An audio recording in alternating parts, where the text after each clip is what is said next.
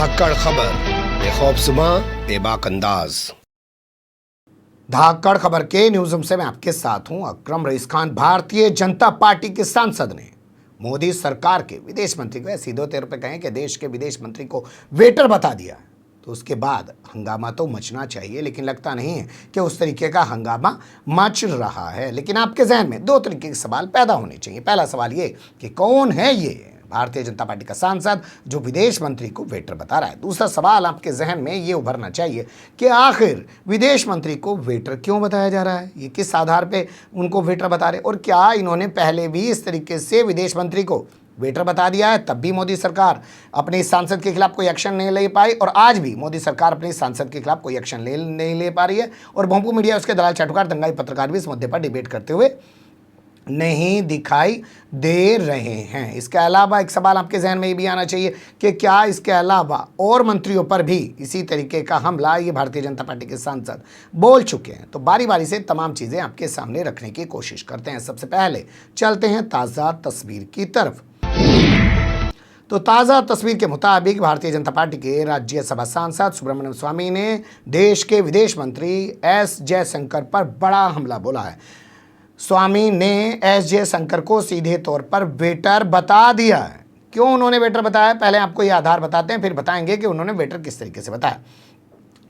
उन्होंने कहा कि 2 दिन पहले एक मीटिंग हुई है, अमेरिका भारत सामरिक गठजोड़ यानी USISTF की एक मीटिंग हुई, और उसमें बोलते हुए हमारे देश के विदेश मंत्री जो शिखर सम्मेलन हो रहा था उसमें बोलते हुए देश के विदेश मंत्री एस जयशंकर ने कहा कि दोहा में यानी कि फरवरी 2020 में जो तालिबान के साथ बैठ के अमेरिका ने डायलॉग किया, उनके साथ तय किया कि भैया हम अफगानिस्तान छोड़ के जाएंगे, तुम यहाँ की सत्ता संभालो और यहाँ पे शांति स्थापित करके रहो।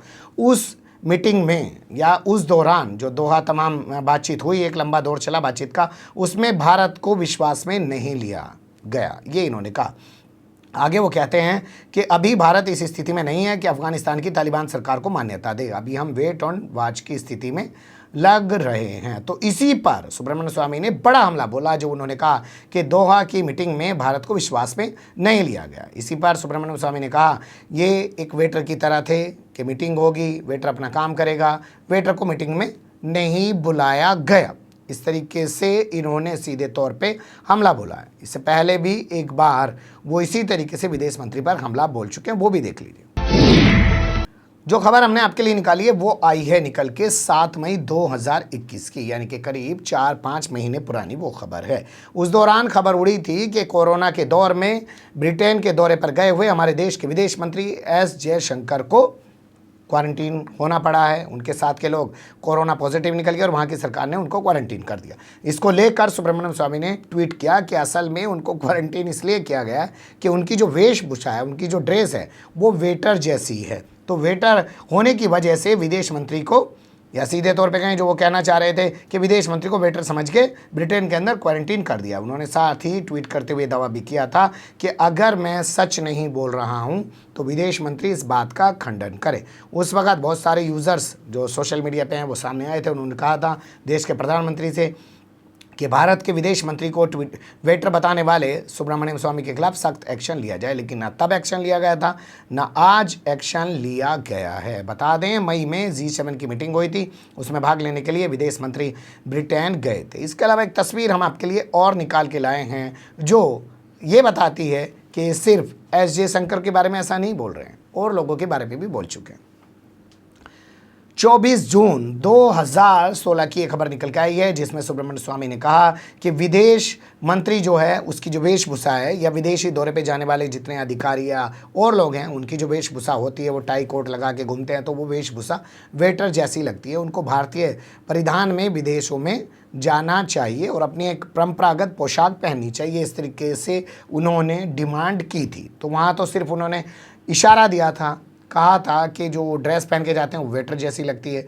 लेकिन सुब्रमण्यम स्वामी जो है फिलहाल 4-5 महीने के भीतर देश के विदेश मंत्री पर 2 बार लगातार हमला बोल चुके हैं और उन्होंने वेटर बता चुके हैं। अब सवाल यहाँ पैदा होता है, क्या मोदी सरकार सुब्रमण्यम स्वामी के खिलाफ या भारतीय जनता पार्टी सुब्रमण्यम स्वामी के खिलाफ कोई एक्शन ले पाएगी? अब बात कर लेते हैं एस जयशंकर को लेकर। देखिए, आप जानते हैं जब से मोदी सरकार सत्ता में आई है 2014 से, तब से आप भूल जाइए देश का गृह मंत्री कौन है, देश का वित्त मंत्री कौन है, देश का जो भी मंत्री है, विदेश मंत्री कौन है, ये कोई मायने नहीं रखता। अब सब कुछ वन मैन आर्मी की तरह चल रहा है। वैसे पिछली सरकार में लोग कहते थे कि 2.5 लोगों की सरकार है, यानी कि एक नरेंद्र मोदी की, एक अमित शाह की, और 2.5 मतलब अरुण जेटली। लेकिन इस बार कहते हैं 2 लोगों की सरकार है। लेकिन चेहरा तो दोनों बार देखें, चाहे 2014 से 2019 तक और 2019 से अब तक, प्रधानमंत्री नरेंद्र मोदी का ही नजर आता है, यानी कि वन मैन शो एक तरीके से चल रहा है। पिछली बार आपने देखा होगा सुषमा स्वराज विदेश मंत्री हुआ करती थी, उनका नाम कहीं भी नहीं आने दिया जाता था। तमाम विदेश के दौरों पे तमाम जगह देश के प्रधानमंत्री जाते हुए दिखाई देते थे, यानी विदेश मंत्री का काम वो खुद ही कर रहे थे। इस बार भी जो है इसी तरीके की तमाम चीज़ें दिखाई दे रही हैं। बड़े ज़ोर शोर पे एस जयशंकर को मंत्री बनाया गया था। बहुत सारे जो हमारे जैसे प्लेटफॉर्म पे काम करते हैं, उन जैसे पत्रकार होते हैं, एस जयशंकर को जब विदेश मंत्री बनाने का मामला सामने आया, बड़ा हंगामा मचाया। उन्होंने कहा, साहब क्या काबिल अफसर को आप बना रहे हैं, विदेश मंत्रालय में तैनात था, JNU का ये पड़ा हुआ है, और ऐसे अफसर को आप जो है विदेश मंत्री बना रहे हैं, इससे हमारी विदेश नीति काफ़ी बेहतर होगी। आप समझ सकते हैं चाइना से हमारे क्या ताल्लुकात हैं, आप समझ सकते हैं बांग्लादेश से हमारे क्या ताल्लुकात हैं, आप समझ सकते हैं नेपाल जो एक ज़रा सा देश है, हमारे देश के प्रधानमंत्री की वहाँ तस्वीरें जलाई जा रही हैं, तिरंगे में वहाँ पे आग लगाई जा रही है, हमारे खिलाफ वहाँ नारेबाजी की जा रही है। इसके अलावा आप देख सकते हैं पाकिस्तान, और बगल में अब अफगानिस्तान देख लीजिए। इतना बड़ा घटनाक्रम वहाँ पे हुआ, और हम लोग कह रहे हैं हमें UNSC का जो है परमानेंट मेंबर बनाइए। आप जानते हैं यूनाइटेड नेशन सिक्योरिटी काउंसिल का हमें परमानेंट मेंबर बनाइए। हम पूरी दुनिया में जो घट रहा है उस पर अपनी नज़र रखना चाहते हैं, क्योंकि हम एक बड़े देश हैं।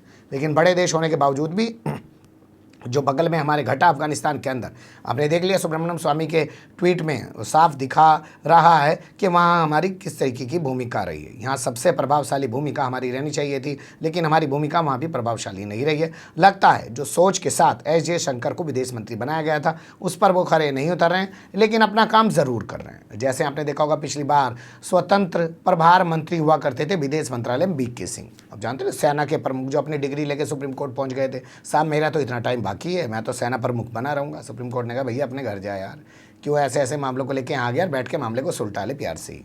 वही जो रिटायरमेंट के बाद जाके अन्ना के आंदोलन पर झंडा हिलाने लगे थे, महत्वाकांक्षाएं बहुत थी ना कि सत्ता से कुछ हासिल हो पाएगा। ये अलग बात है कि अपनी फजीयत इकराई फुल फ्लैज मिनिस्टर भी नहीं बन पाए। अगर फुल फ्लैज मिनिस्टर बनते तब भी हम लोग मान लेते कि कम से कम उनको कैबिनेट मंत्री बनाकर इस सरकार ने सेना के प्रमुख को इज्जत दी है, लेकिन उनको स्वतंत्र प्रभार मंत्री, और वो उसमें भी बन के खुश हैं। खैर जाने दीजिए, वो उनका निजी मामला है।